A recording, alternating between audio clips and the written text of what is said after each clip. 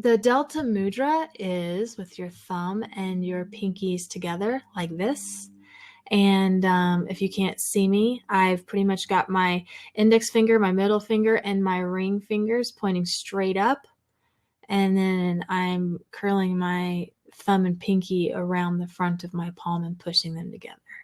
Now, you don't have to have your hands in a perfect place like this. It's just, this is the mudra. It's one of the more uncomfortable ones because your fingers actually have to stretch.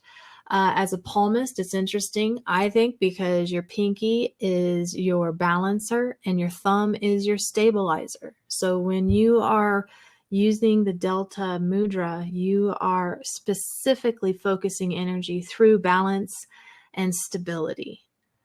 Sometimes those are expected to be the same thing, but they are not. And when you look at Delta as a processing state, especially in brainwave or breathing through this, this is what you're breathing your body into, is a sense of stability and balance.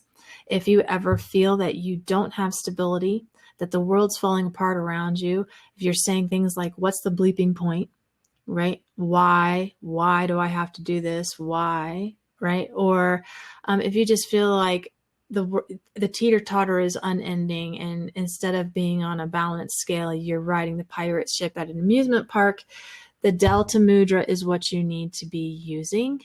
And Delta breathing will assist you into being able to use the mudra without the breathing, if that makes sense. Always remember that if you can't breathe, you can use your mudras. That's the whole reason why we hold mudras while we're breathing. And thank you for joining me for Delta. My name is Rann Goldrich. And if you have questions about this or any of my other brainwave breathings or meditations, please visit onenessiseverything.com. Take care.